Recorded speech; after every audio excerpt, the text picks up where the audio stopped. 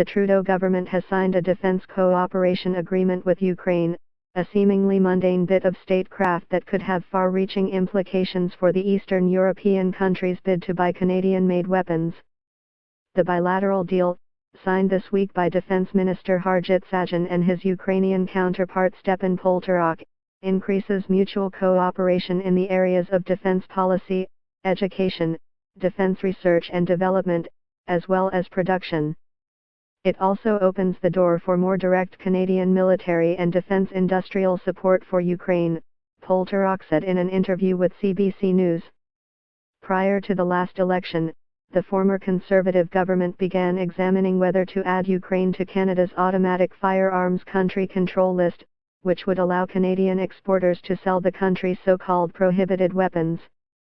Global Affairs Canada studied the request and conducted consultations for almost 2 years without coming to a conclusion. Poltorak says his government views the new cooperation agreement as a step towards eventually getting on the list.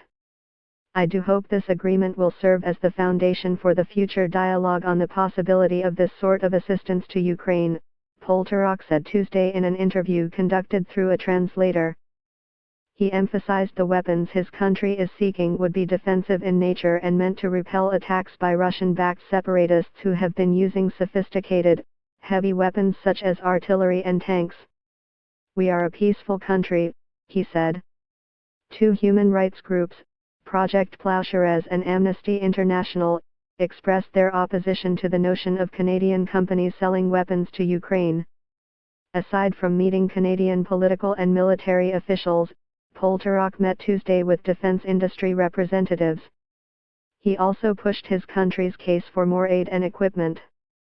Canada has donated a bevy of non-lethal military equipment, totaling about $16 million, according to access to information documents obtained by CBC News. The support is in addition to the roughly 200 military trainers who are helping instruct Ukrainian army troops, many of them conscripts, in the finer points of close combat. Overall, Canada has provided $700 million in economic and stabilization assistance to Ukraine since Russia annexed the Crimean Peninsula and backed a separatist insurgency in the east of the country. A briefing prepared for Sajjan last year says Canada has seen from Ukraine a large volume of requests for military assistance. The documents show there was an extended, inconclusive internal debate about providing armored ambulances to evacuate casualties off the battlefield, something the Ukrainian government is still hoping will be coming through.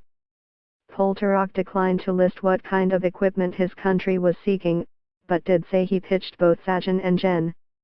Jonathan Vance, the Chief of Defense Staff, on tweaking the newly extended training mission.